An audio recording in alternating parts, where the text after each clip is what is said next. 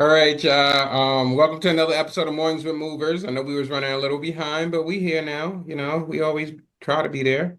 All right, so we got obviously you know me. I'm Dwight Mack with Max Moving Training. We got Ryan Marsh back in the building as always. And we got a guest today, Alex Tancredi. I think I said it right. Yep, you got it, Dwight. So yeah. Now back to that last name before I let you talk about yourself a little bit because it's gonna get a little crazy. Um, did you ever watch the show Prison Break?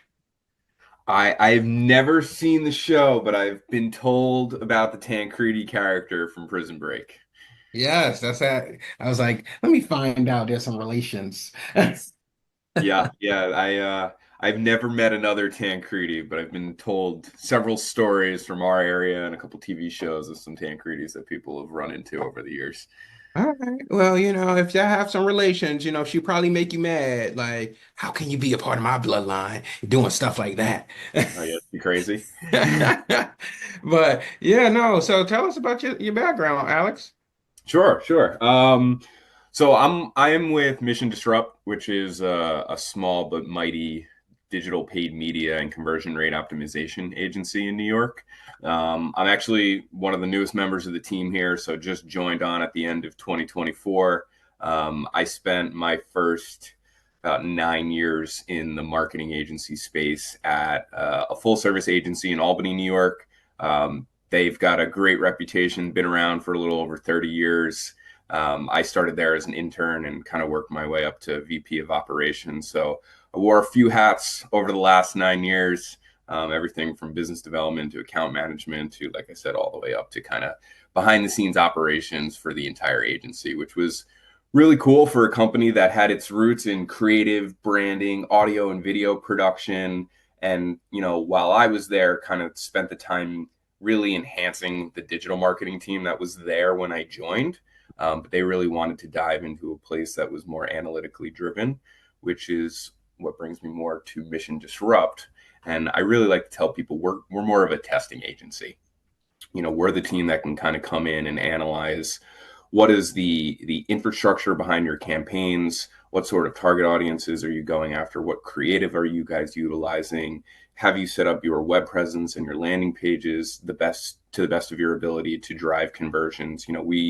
We're the company who can really kind of step in, analyze all that, do an audit, and then even run variations and tests on these different campaigns, service pages, location pages, to really understand what, for our clients, is going to be driving the most, cost per lead and cost per conversions, and bringing those to the right place. So it's been a good jump for me to kind of move over.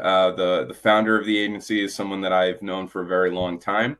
And he actually has his roots in the moving and storage business, as his father was a senior leader of a large Long Island based moving and storage company. So a bit of a newer industry for myself, but certainly where the founder of the company kind of grew up, actually. Okay, nice. Now I feel like you got to have an artistic background when you go into marketing, like, because it takes a lot of like you got to be the voice, like the intangible voice of that company, and like think, okay, what can I come up with as an image with caption to make sure that this, like, the message gets across. So if you're not a person that can think outside the box and be on the fly, it's just like, yeah, no, that's not for you. Yeah. It's an ever-changing, quick-moving industry. I appreciate that you give me some of the creative credit, though, Dwight. I cannot draw for the life of me. All of the creative abilities went to my sister and the family. And it's one of the reasons I was attracted to my former company, just being surrounded by those designers and animators and developers. I mean, they were putting together incredible work. I went to school for journalism, so my creativity is more on the writing and logistics side than it is in visual art, but I appreciate it, Dwight. Need a last-minute fill-in or facing an unexpected injury among your moving staff? No worries, Moving Force has you covered. Our app instantly connects you with trusted, professional movers who are ready to step in and handle urgent jobs whenever you need them.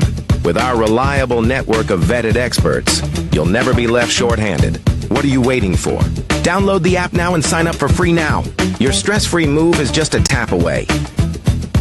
Okay, yeah. So, well, that brings up a good point. Like, I guess you were saying that, I guess how many channels do like a marketing company have to go through to get one, let's say a few posts out? Like, are we getting into the design company, then we get into the department, Sure, etc. sure.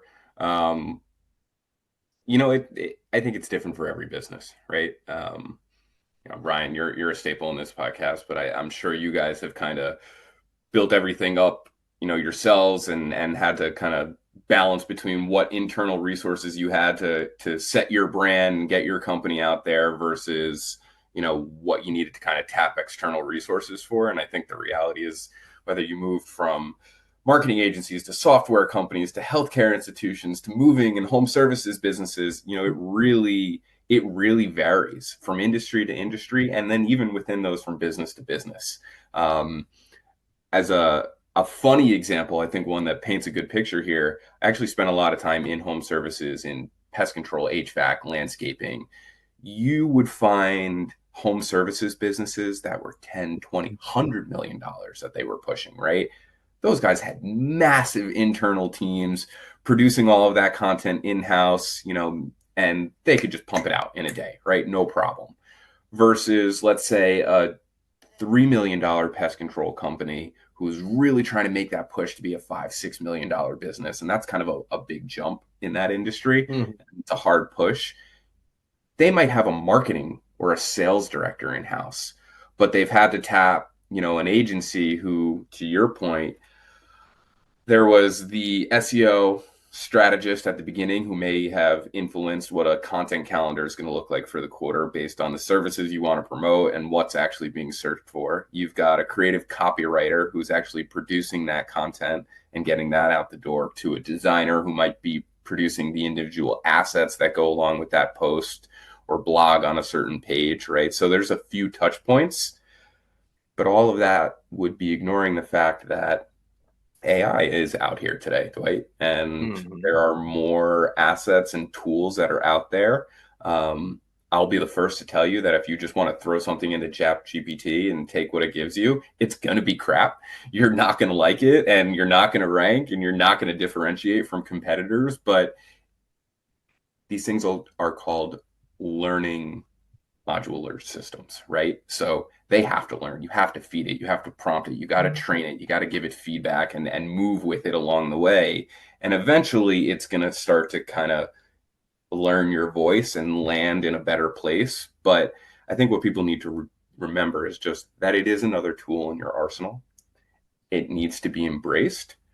But to your first question, Dwight, it might be cutting out several channels, right? You might be a great strategist who can now leverage the right tools to produce the content, produce the imagery, and get that asset out as a sole individual instead of hitting 3 different channels. Yeah, no, that's definitely, yeah, the world is changing. And once we start seeing more assets, or for those that don't know, more imagery that isn't talking about get your free quote today. And how long has that been going around, Ryan? Probably years, where people just keep saying, yeah, you can come get your free quote. Like, the quote isn't free, you know? No obligation, free estimate is what we used to say. Yeah, and you just keep seeing it. I keep seeing it on my timeline. Like, no matter what group I go to, no matter what, looking at my wall, it's just people are just saying, "Hey, come get your free quote." Images kind of still look the same, nothing special. And I don't know, maybe it's just a lack of creativity for a lot of movers or so like that. I know some of them are posting reviews, which is common, but I don't know. I think it just needs a little more creativity for the industry. Come out the box doing a little something different. Last minute crisis? We've got you covered. When your moving staff is short, Moving Force steps in. Instantly connect with a network of trusted movers ready to handle the job. Fast sign-ups, trusted network, reliable solutions. Don't let last minute issues slow you down. Help is just a tap away. Download the app and sign up for free today. I think a lot of it, like, I think it can be overwhelming. And I'll be the first one to raise my hand and say, I am not a marketer. I'm not a marketing genius by any means, never was. Now, if you give me an outline, I can go ahead with my mover mentality and experience and what have you, and I can plug in some pieces, but is it gonna be good? Like, I just remember back when I was in Seat the Moving Company trying to, put out Facebook social or ads on socials. Like, it wasn't for me. I didn't know where to start. Had no background in marketing. It was a little intimidating and a little scary. I would say. So hence, obviously you're seeing now the leverage of ChatGPT, where I think the only downside of that is every moving company, not every, right? I want to paint them all with a broad brush, but it's all kind of that generic. Everybody's saying the same thing. Everyone kind of has the same language, the same emojis, the same, and it's like, I don't know if I'm talking to Dwight's moving company, Alex moving company, or Ryan's, because they all sound the same. They're all starting to look the same. So with that, Alex, like, what are movers missing when it comes to marketing? Is there a way to, um, obviously simplicity, in my opinion, is always key. Movers are tasked with, running the business, being in the business, the day to day. It's a different bird. So, like, what are your suggestions or thoughts on what are you seeing that movers are missing? What are some actionable things that they can do to keep it simple to, just start marketing in the right way or what? And I'm probably not even saying this the right way, but I don't know if that's enough for you to go on and work with, Yeah. but Hey everybody, my name is Dwyght Mack with Mack's Moving Training. So we're gonna be doing a move and a pack today. But before we go in, there's just 10 basic rules that we just need to know before participating with this service.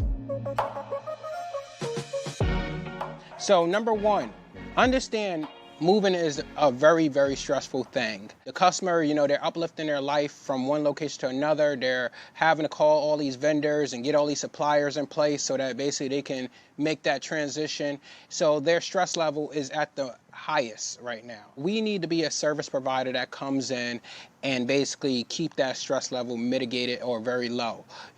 Come in as professionals and do our job the way we know how to do our job so that this customer is less stress during that move process. Number two, be on time. First impression is everything. You guys showing up outside of the window rubs the customer the wrong way. It messes up the rest of the move process. Even if you guys do the best job y'all can do, because one thing was off, this customer's mood is just off. Go up and beyond, be there before the time, as long as they're okay with it. No, it's right on the money, Ryan. And I think, your question paints the picture of both sides of the story with Dwight's response first, right? Or the fact that you can point out, hey, all three of us have the same looking moving business. What differentiates us versus, hey, how can I simplify and stop overthinking and overdoing my marketing efforts? There's a balance. And I think, with all of these new emerging tactics and technologies and tools in our arsenals, I think we always need to remember that at its core, marketing will never change, right? It's an appeal to emotion. You got to figure out who your audience is and where are they in their life and what are they doing. You guys are, for the most part, local, community-based businesses helping somebody in what is either a very great, exciting moment in life or what could also be a pretty tough moment, right? Maybe they're downsizing or moving for a reason that they don't want to, but at the end of the day, you guys are a solution, right? You need to create this seamless experience where the move itself removes a major portion of the headache and the stress that comes along with it, right? That's the hole you guys need to plug. And to your point about simplifying, you just need to find the right ways to articulate that and position that. I could sit here and talk marketing tactics and channels and targeting with you all day, but that's not the point here. This is about how am I speaking to my audience? How am I positioning myself? How am I framing myself as the right community brand? Am I sponsoring the right things? There are certain necessary evils within the Google realm, right? You make sure your Google My Business profiles and Google local services are set up so that you guys are ranking and at least showing up where you need to be. But then as a consumer, what's one of the first things that you do, right? I see 2 or 3 brands in the same area. Okay, they all look relatively the same. They all do the same thing. What's going to be the thing that gets you over the edge? It's probably the reviews. It's probably hearing from your community. So have you done a reviews campaign? Have you leveraged your current customers and figured out ways to get their voices out there? And have you done referral campaigns within that group as well? I don't care what business you're in. The most sales and the most opportunities from within your own customer base, right? Whether that's upselling or figuring out ways to leverage them as a champion to get your brand out there. So, in terms of how do we simplify, move away from all these crazy brand tactics and remember that you're a community-based business, and that's where you need to kind of leverage and position yourself the best. Done that for numerous pest control, HVAC companies, big pool and hardscaping design companies. At the end of the day, there's some who try to position themselves as these super high-end businesses, but the ones that are the most successful are the ones that have framed themselves as a local community brand, right? And that's what I think movers need to be doing the most. And then it's about, having the right extension of your team to unfortunately run through those marketing channels and tactics, right? If you don't have a good digital person in-house who can do that, which is great if you do, find a small team or find an industry knowledgeable team that can kind of execute for you.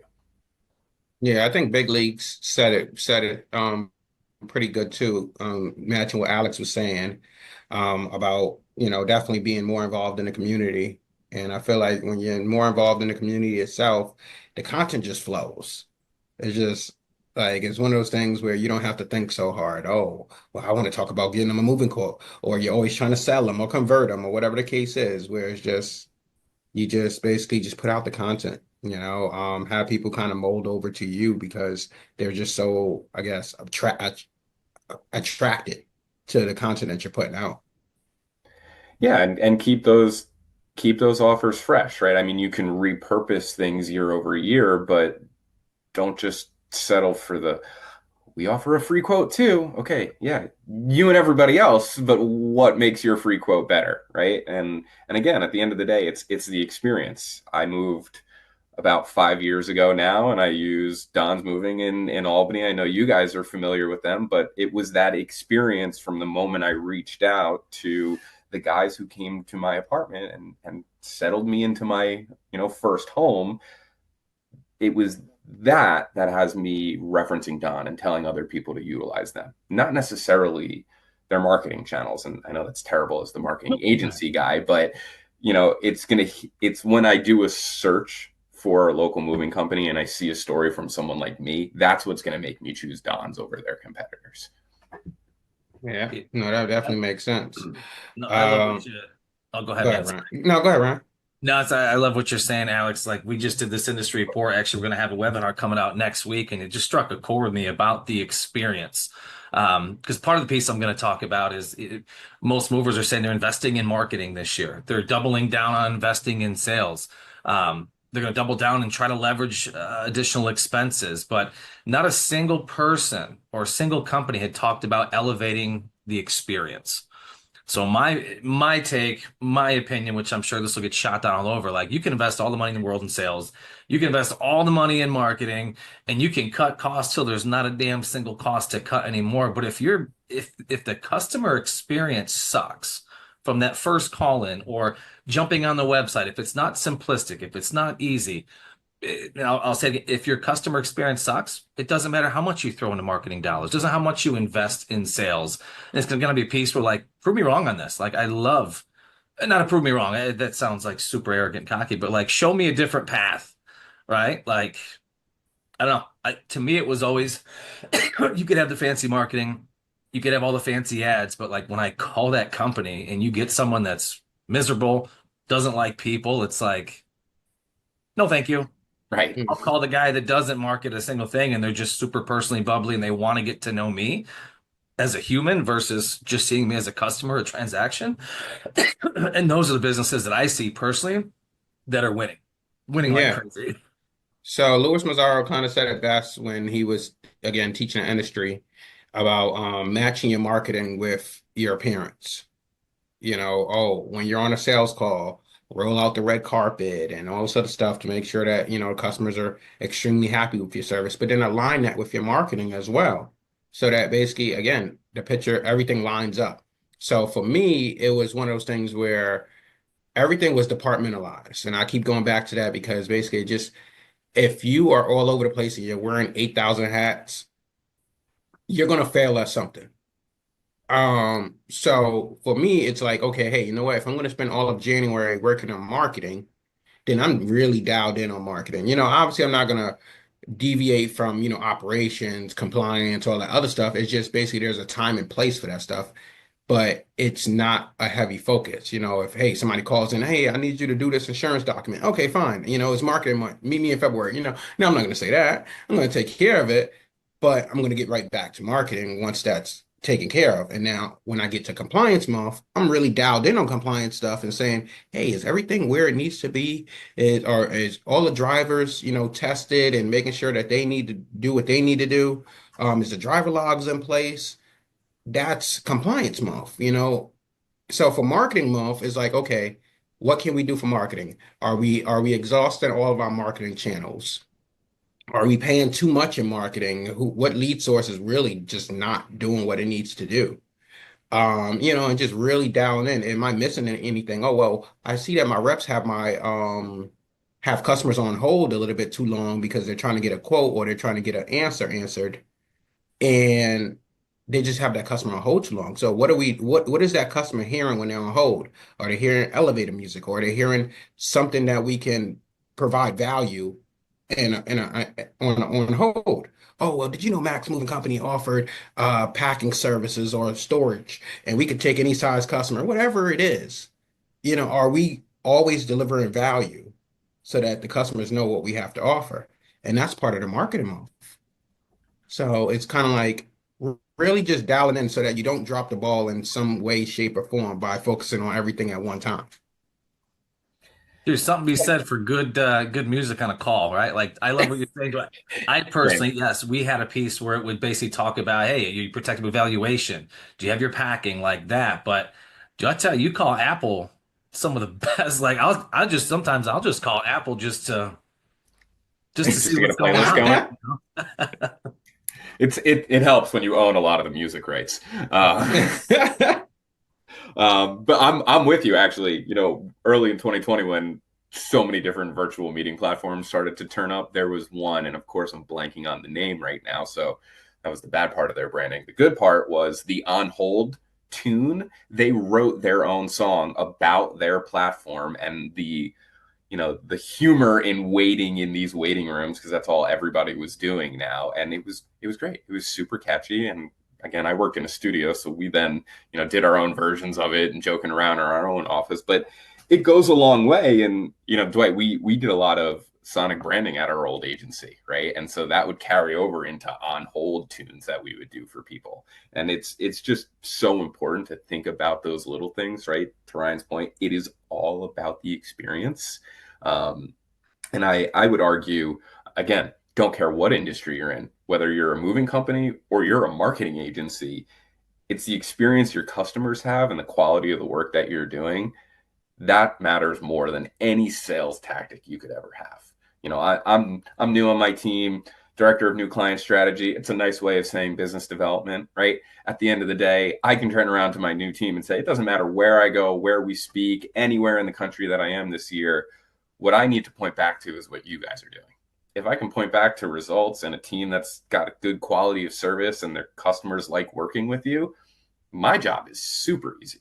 I just need to shine a light on you guys all day long. I don't have to come up with all these great sales tactics. So for any business, right, focus in on are you doing a good job, and have you created a good experience for your customer first and foremost? And then, Dwight, to your point, translate that into your marketing efforts, right? Your channel should just be a reflection of who you guys are. And the experience is everything for us. I framed us as a testing agency, but that's because we're testing what the user experience is like from when they first see your brand, whether that's doing a Google search and your website's ranked, or the right ad on a particular social platform, into the landing page that they went to, or the service page. Is the form easy to fill out, or is the application to become a member a seamless process? Or do I have to fill in my email here and get a PDF there and then download that and send it back here, right? have you enhanced the experience? At the end of the day, that is the most important thing. And Dwyght, I think you hit it right on the nose. Just reflect who you guys are. That's what your marketing should be. Dang. He just be dropping the gems. I don't be having no follow-up afterwards. He just dropped the mic. I'm Only taking it all halfway in. through my coffee. Just give me a minute. I'm getting some lessons here today. I'm just taking it all in. Yeah, no, so I guess social media is a good I don't know. I have my ups and downs about Facebook ads. Sometimes it works and sometimes it don't. But if you do lead capture, it's a lot of bots. There's a lot of misinformation. Yeah. I've called these leads and they're like, "How'd you get my information? I didn't put in a lead request." And I'm just like, "But I got your phone number, I got your name, Yes.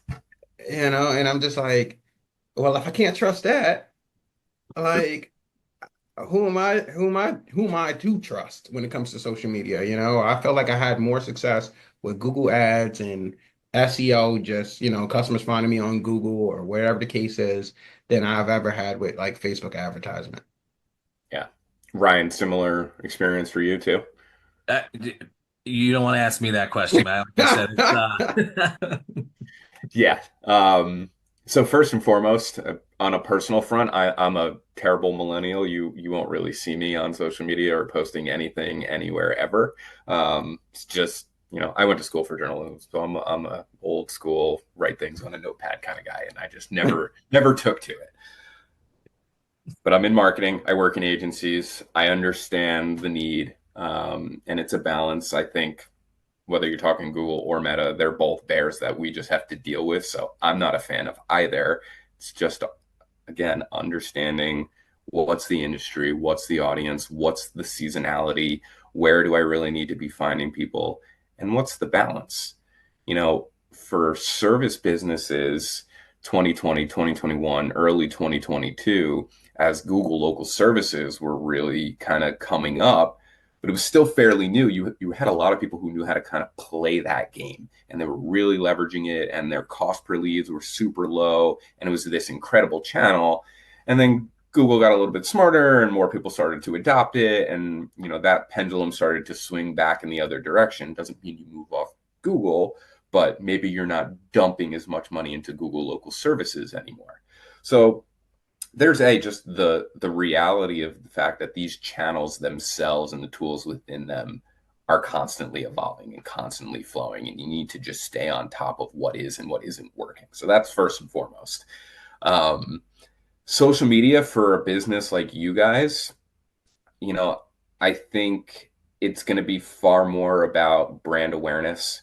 I think you got to be a little bit strategic. You're not spreading your budget too thin. You're finding the right things to promote and just make sure that you're staying top of mind in your communities.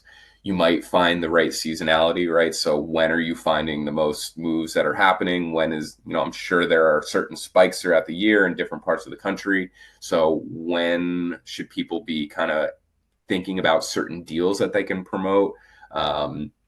Testimonials, right? That's going to be a good place. If you have video content, it's going to be a good place to leverage it. By the way, if anybody is doing video, right, produce something a little bit longer and figure out the variations and the cuts that you can do within that. Don't go out and spend a ton of money producing video over and over and over again. Produce something once, leverage the asset multiple times, which again, it's important, right? So talking about another flip, Google's going through massive changes this year in their ranking algorithms, and they've got the lawsuit that they've been dealing with in Congress, right? And so now pull-through content and longer form content is starting to rank better and do a little bit more. And because the AI box is kind of just dropping, an aggregate of responses, you're still getting some links within that, but you're not the number one response in Google anymore.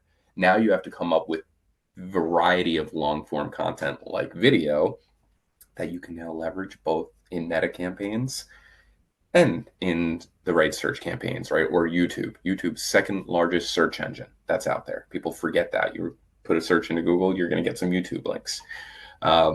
So at the end of the day, I think you need to find whoever's handling your paid media, whether it's somebody in-house or you're leveraging a partner. you got to find the person who's going to do the right research and at least understand your landscape, and that they have a balance. If you're working with anybody who is just so one-sided on anything, it means that they're ignoring trends that could be happening elsewhere, and they don't know when another channel is going to pick up or a resource is going to kind of move forward. What you got for me, Ryan? Well, I Yeah. figured, you know what? I always feel like I end up cutting people off, or it's just my passion. I want to jump I in. use the hand all the time. I'm right there. So I'm like, hey, I'm going to raise my hand here and be polite. So I'm going to lower it. All right, no, push me back over here. But you mentioned something that I meet with a ton of moving company owners, executives, what have you. Marketing spend, budget. Obviously, movers looking to cut costs this year, this, that, what have you. So I don't know if you can dive too much in this because I truly like, what is an ideal budget? Now, I'm sure it's Yeah. going to scale based on size of the organization, but are there any Yeah. buckets like, 0 to 500K, you should be spending X, or, I've heard the old, hey, X% of revenue should be spent on marketing. But does all of that need to be? Because I've seen people that are paying $500, and I know people that spend hundreds of thousands of dollars. What's the difference? Where do we go? Where do we start? I don't even know if Yeah. that's something you feel comfortable diving in, or I do a painting with bit. a brush. Yeah. I think because right, it's a funny thing that we can all smile at because everybody's going through those conversations again, right? Marketing agency, you're contacting us because you're curious about a particular project.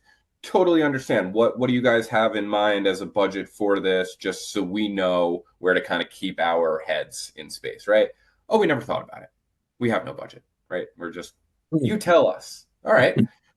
Which is understandable at a certain level, right? Dwyght, of course, that there's some level of frustration earlier in my career. I'm like, how do these guys have no idea how much money they should be allocating, at least a little bit? I'm assuming they know earlier in my career.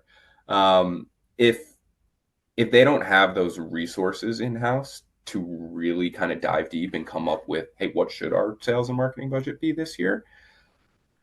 Then okay, when we kind of need to anchor it to what revenue was or what your growth goals are so that we're at least not overextending yourselves, right? So let's take it to the place of revenue, Ryan.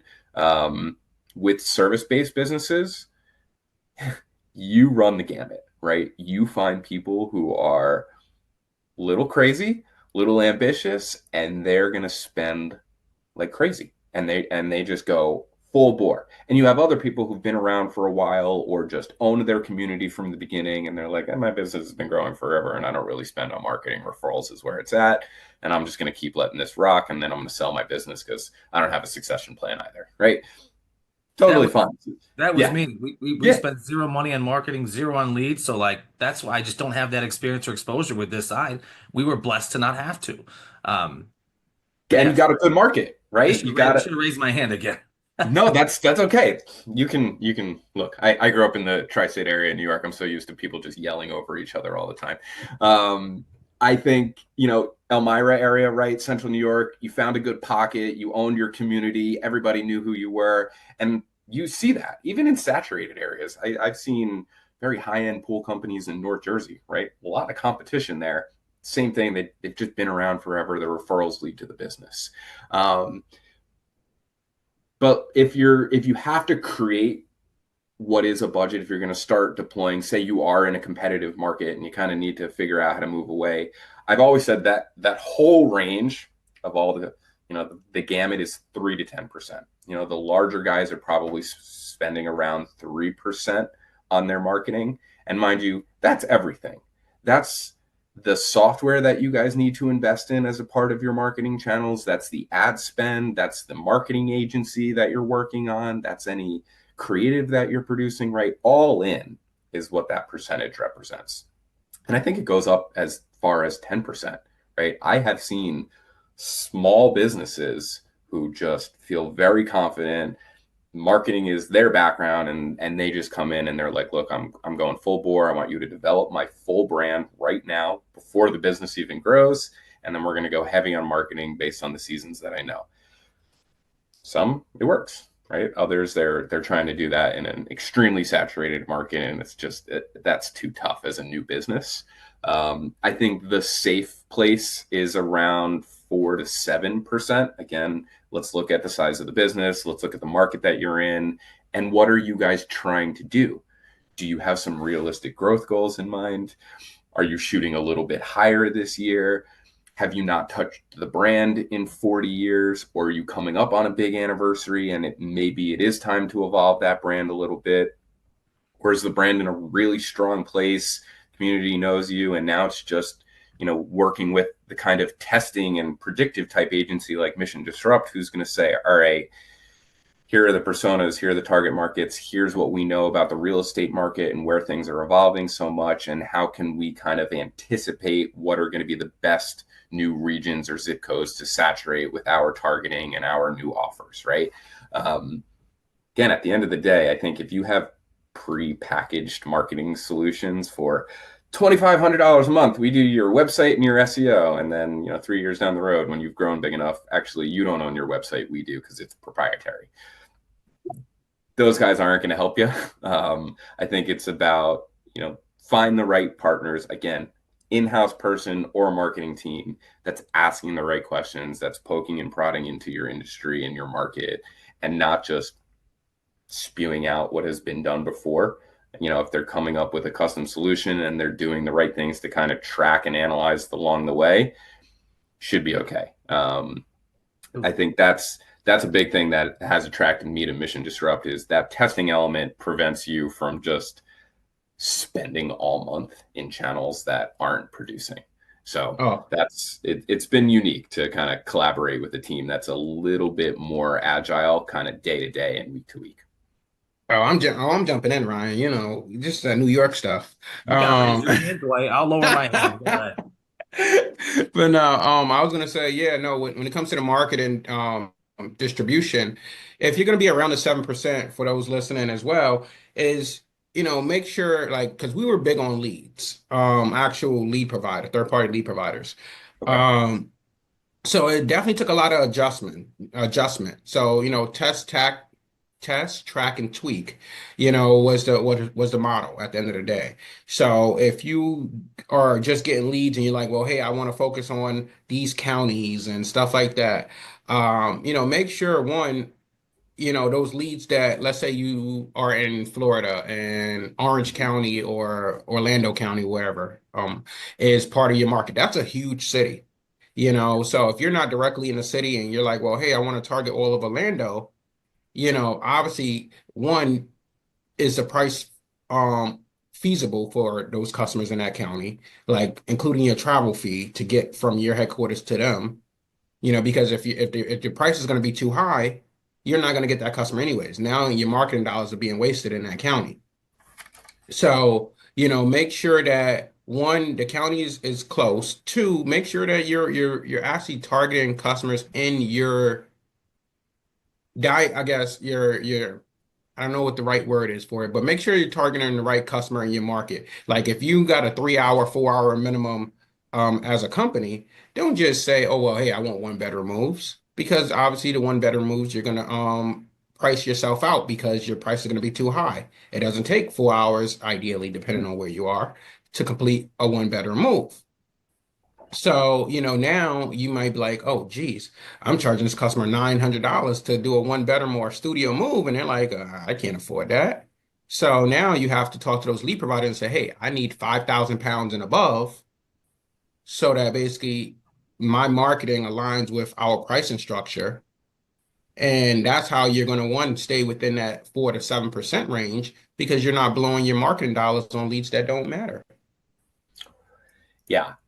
Any and all campaigns, right? The foundations that you set up are so important. We just got an audit this week for different industry, but it's a client who said, hey, we're running campaigns this month, and by the beginning of April, we have a big day that is going to be primary sales for us. And so we need to make sure that everything happening in March is in a very great place, right? And we just got into the back end, and Dwight, to your point, it's like full nation targeting. right? Just blanket approach, absolutely everywhere, not thinking about it all. The audience types are correct, but they didn't layer in the right geographic information on top of that, right? And it is about a few of these elements that you need to plug in. And so would have never worked.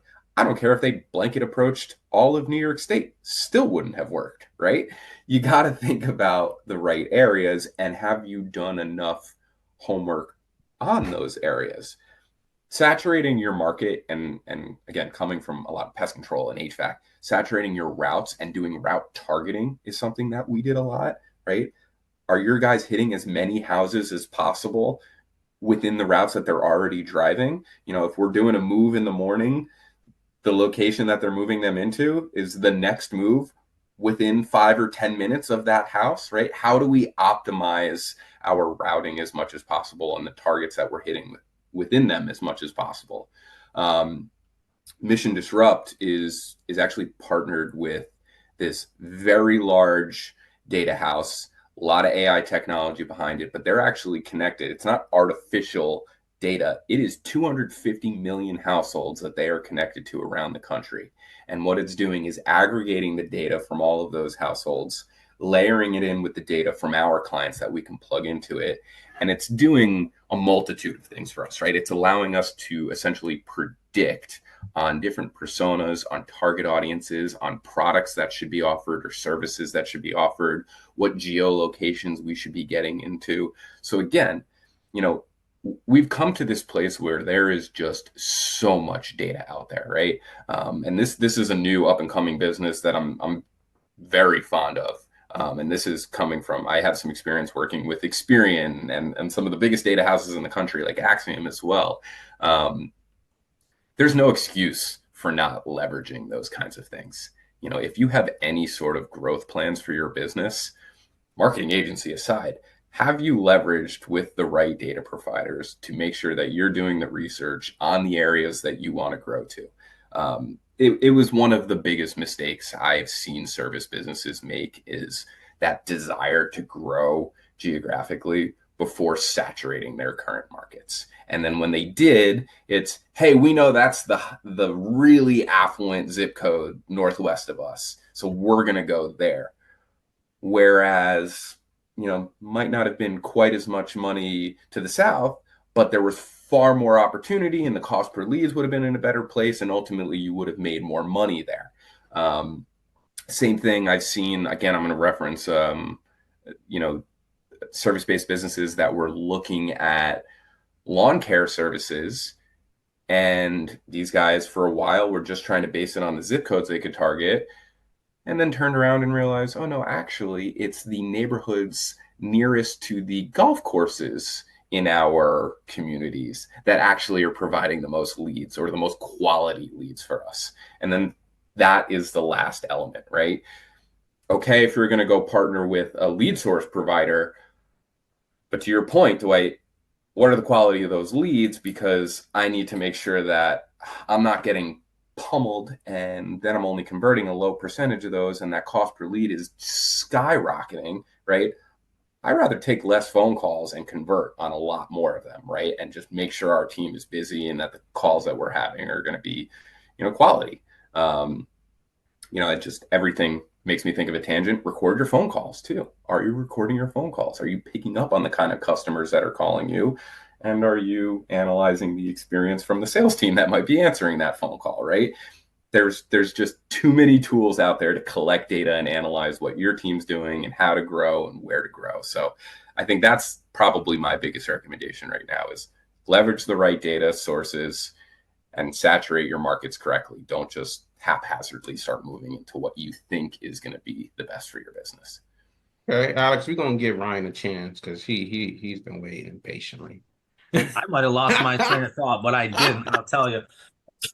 No, so and again, I'm probably asking some crazy questions, but I like to dummy things down a little bit, right? So, say we have $1 million moving company, setting the tone of that 3% to 10% is what they should be spending on marketing and what have you. Let's just say they're on the higher end, Okay. 7 to 10%. They're spending $70,000 and upwards up to $100,000. Like, what is, if a campaign is ran correctly, if they're working with a great marketing company, like what is an expected ROI? Like a true, if I'm spending 70K, what am I getting out of that? And that's a question I get is not even a question. I hear all the time, I got to cut back on this. I got to cut my $300 a month expense on this. Yet they're spending $2,500 a month on marketing. They're not getting the leads. They're not getting the at bats. Yet they're looking to cut these costs on these $100, $200, $300 pieces, which, okay. But oftentimes I feel like, hey, you're spending 20 and sometimes upwards of $7,500 a month. And I'm just like, what are you gaining from that? Or how are Right. you tracking? What do you, so like, and then a second part of that is, that 7 to 10%, you're talking 70K up to 100K. At what point does a moving company or any company pivot from an in-house marketing person? Because I'm sure for 70, 80K, you could probably get somebody pretty decent, I would Yep. think. you know, Definitely somebody probably more than fresh out of school, right? Someone who's seasoned, what have you. Or at what point do you pivot from, hey, we no longer keep this in-house, we're going to push this outside? I know that's kind of a lot to unpack there, but um, I personally love to hear your thoughts on that one. Yeah. That's the one quick aside. Doing a lot of hiring post COVID, you found a lot of kids fresh out of school. Like, yeah, I'm worth $70,000 right now. Absolutely, go ahead, pay me. It's like, oh, okay. So yeah, you'd be surprised what you hear within the marketing realm. I think you hear averages on, so return on ad spend, ROAS is a term that you'll hear thrown around. I think in the service industry, I think averages are around 3 to 4 to 1 in your return. So every dollar spent. I think, again, it depends on what growth goals are for the business. Again, I think service businesses during COVID, some of them were seeing 30 to 40% growth. Obviously, probably didn't happen quite as much for the moving industry once everything shut down, right? Probably not seeing 30 and 40% growth, but still had a lot of home sales that were happening right as the rates dropped, right? So I think it's about understanding, all right, what are we aiming for in growth and then allocating? I think at 70K, for a business like that, it's also going to depend on the geographic location you're in. It's going to be harder in a large metropolitan area for that $70,000 to go further than it would maybe for us who live in upstate New York and might be in a more rural environment, and that 70K could go pretty far. I think it's about walking before running. If you don't have the money to do everything, don't do everything. People are building websites for 30, 40, and $50,000. That's going to be too much of your budget up front, right? Mm-hmm. So what sort of, probably an industry format and template that's out there? How do we get, a professional presence that's up there? Partner likely with the right SEO person to make sure that you are going to show up in your market, that, your Google My Business is set up and that people can find you in your areas. Likely start on search. Don't get into producing a bunch of creative and doing a bunch of social media campaigns that might say, hey, I'm here, but is that really going to convert? Because you're not hitting people when they need you or where they need to see you or when they're actually looking for you. So, again, find the right person who's going to say, okay, this is where you are. You'll see Mission Disrupt's logos: build, focus, and scale your marketing. It's because everybody is in a certain stage of their marketing journey. You're either building a foundation, you're scaling what you've seen has worked, or the business is in a great place and now you're in that predict stage, right? Starting to leverage one of those data sources I told you about. So 70K, you're probably in the build stage. You got to do some preliminary SEO, make sure that you look professional and that you're showing up. Take it back to the experience and the quality, right? Do you have the right people answering the phones? Are your movers good? Are you guys timely? Are you not super late, right? The service itself is probably going to be the biggest thing in that first year. And at that 70K, it's about building the right foundation. It's not about leveraging every marketing channel and doing as much as you possibly can. No, I think it's about maximizing 70K and doing the base things first. Get the website up, make sure you're showing up in your territories, write and answer the correct search campaigns for what people are out there looking for so that things are timely. And then see those, probably about 3 to 4 return, look into year 2, and then say, all right, if my budget is moving up to that, closer to $90,000 to $100,000, what can I do with the extra 20 grand this year?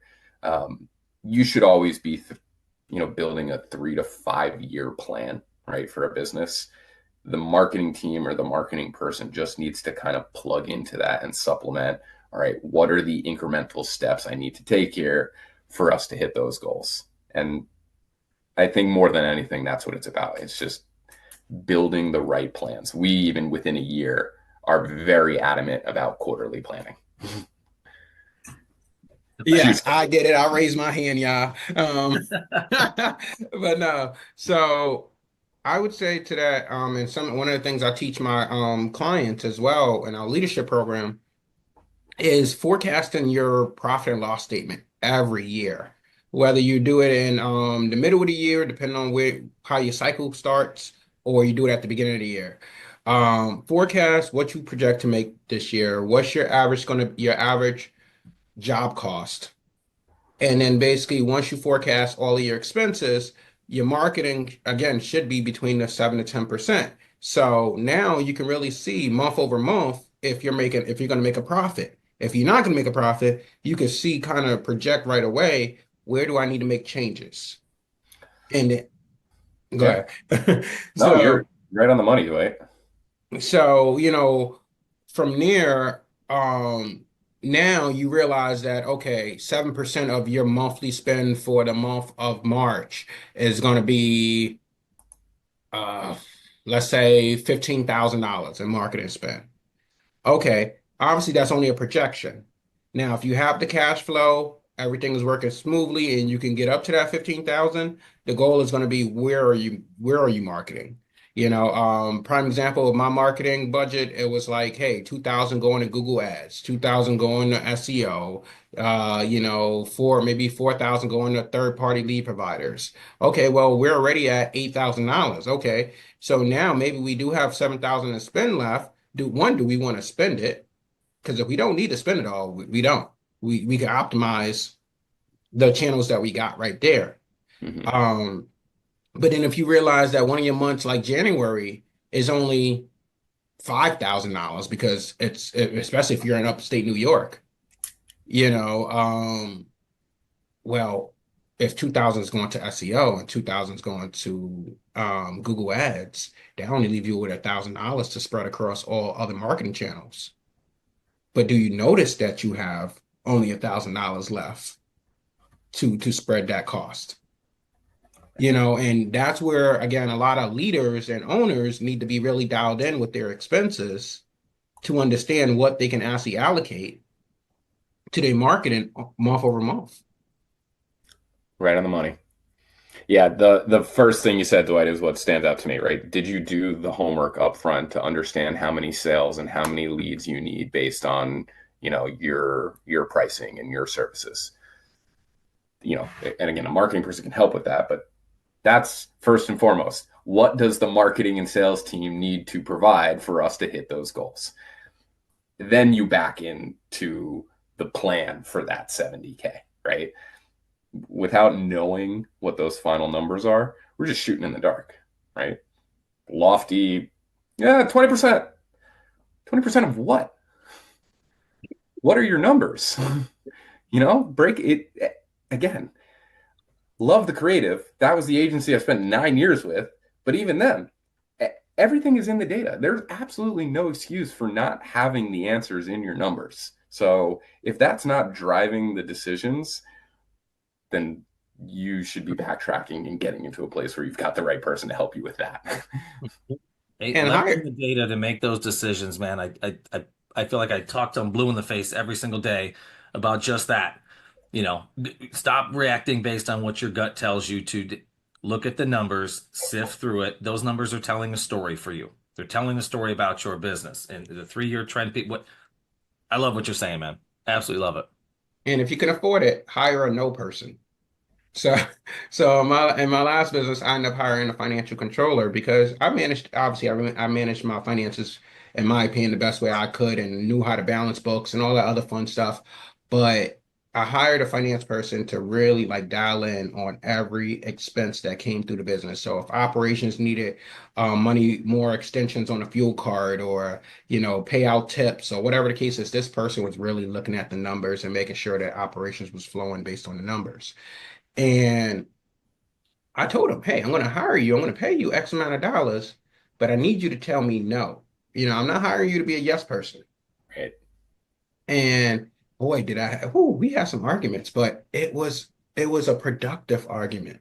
It was like, okay, I want this. I think the business could run on this. I'm the CEO. But no, it was like one of those things where they were like, no, it don't make sense. You don't need it. Like you thinking you want this tool when you can leverage Google Drive, which you're already paying for with your Google Suites, you know, why spend money over here? But I'm like, it's so cool. It's a cool tool. I want to spend money. But having that person goes a long way to making sure that you have a successful business if you can afford that person. Because most people you hire, you pay 50, $60,000, they're just going to be yes people and they're going to just do the job because at the end of the day, you're still paying them. Yeah, the constructive debate is critical to a business's growth, and leaders should be surrounding themselves with people that are going to bring those debates and are not fearful of fighting for a particular thought. Doesn't mean that they're going to be right, but your 3 or 4 person leadership team, they should be coming in with constructive debates on what they think what it's gonna take to move the business forward. Again, you don't have to take every idea, but just sitting on it and not bringing it and having a conversation about it. That's how you just get stale, and your competitors come up around you. It reminds me of a book I read, and I got to get back on the old book trend, but Five Dysfunctions of a Team by Yes. Patrick. Healthy conflict. Like Yeah. it's hard, it's difficult, but guess what? That is super healthy if you can sit down, have those discussions, have the know people, have the like. I don't know. I mean, that's a book, and then I tap on that the ideal team player that he followed up with, like, or two are probably my favorite. We got a lot of books, but probably two of my favorite. Because that was an issue we had, healthy conflict. It was more healthy, or it was more conflict, Yeah, and it took a while to get there, but eventually we were able to have those conversations. But that's awesome. I feel like I pull a book away every episode. Like somebody always got a book to reference every episode. So I'm like, you know what? I'm going to add it to my Audible list I of got to start my wish reading. list. I'm so far behind. Like on Listen to audiobooks. I can't. If I can't read it, I don't know if it's what is wrong with me, but like I'll read a page or two and then I'm like, damn, what I just read. And I actually sometimes I got to go back. So it takes me twice as long to read a book as probably the average person. But I need to physically have the paper. I've tried reading on Kindles. I've tried doing the audio piece. Like it just doesn't. I'm one of the ones I have to see it, I have to feel it, I have to touch it, and it resonates with me. And I know there's, you got the audio guy Dwyght here. You can just listen to something, retain that. I gotta read it, man. I highlight, I write notes. Like, don't ever ask to borrow a book from me because you're gonna be like, what the hell is this? Like, I Same. can't even read the pages. You marked them all up. Yeah, a lot of the reading is fluff anyways. So like if it's like background noise, like almost like music, like if I'm driving driving to the meeting 2 days ago where I met you fun guys, I listened to an audiobook. It was about no, I listened to real estate stuff, which is about hour and a half worth of driving material that I was listening to. And by the time I got there, I was pretty much done with the section that would have took me like 3 hours to get done. And I'm like, well, I didn't have 3 hours to just sit around and just listen to this, but while I'm driving, it's just, I'm retaining. Yeah, so I'm driving, man. I had that 3 hour drive. I'm making calls. If Yep. I'm in the car, like you, that's how you know if I'm in the call. If I call you, you're like, man, he's Right. in the car. It's gonna be a long conversation. It's gonna be a long Yep. I'm the Yeah. same, right? All right, so we are at the top of the hour, everyone. So I hope you definitely got some gems from Alex. Alex, if you want to leave your calling card so people can get a hold of you. Awesome. Sure. Yeah, I'll drop in the. You want me to drop it in the chat here? My just name and email. Oh, well, you got to say it out loud because we're on YouTube. People ain't gonna see it in the chat. Oh, I thought this was popping up on screen too. So Alex Tancredi, guys. Like I said, Mission Disrupt is the name of the agency. You can find me on LinkedIn. Dwyght, I don't know if you can share the spelling of that great Italian last name with the crew afterwards, maybe. But the email is atancredi@missiondisrupt.com. Yeah, I see his name. Slash Prison Break slash. Yeah. Yeah, I think there's another doctor character from another show. I've heard many stories. I've just never met these people myself. All right, Ryan, anything you want to leave for these fun people?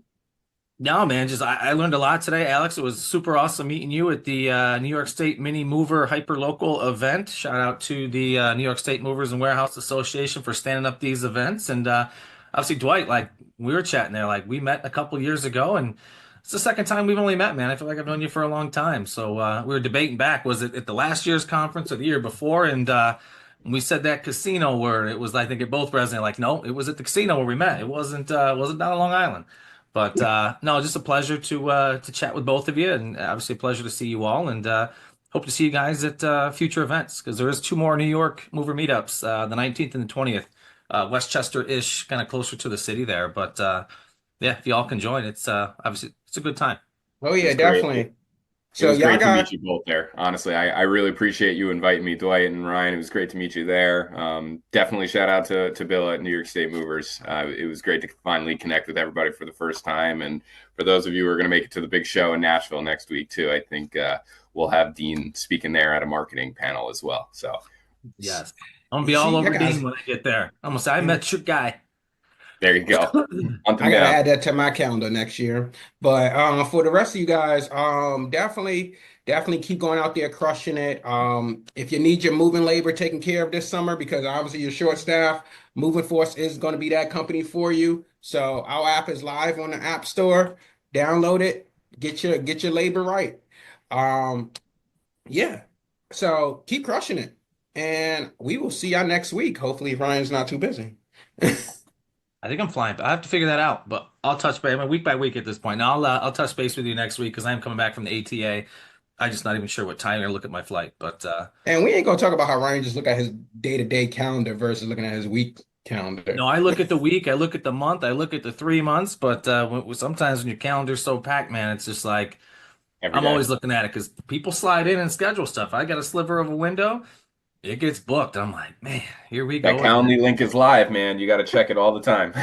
I got to do a better job of blocking off, like when I'm going to be out and things, because that's my biggest downfall is I forget to block certain pieces, and it's like, yeah, how am I going to take that call when I'm 36,000 miles or feet in the air? Like, yeah, that's weird when your calendars linked to outside calendars and stuff just pops up on it.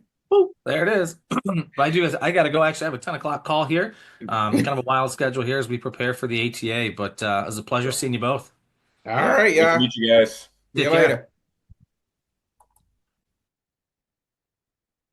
Number 3, make sure your team is in uniform, they're groomed, their hygiene is checked, because that's the worst thing you could do, especially going in a house. Customer could smell your guy from a mile away, and now, again, their mood is just thrown off. So make sure that you guys are in uniform, you're tight, you have uniform shirts, it doesn't look like, you have a laborer that's, hired from off the street. Presentation is everything that goes towards your first impression. Number 4, introduce both you and your partner when greeting the customer. Don't just go to the door by yourself, while your driver is unloading the truck and introduce yourself. Actually have both of you there. Introduce yourself first, then introduce your partner second, and then, allow them to welcome you into their home.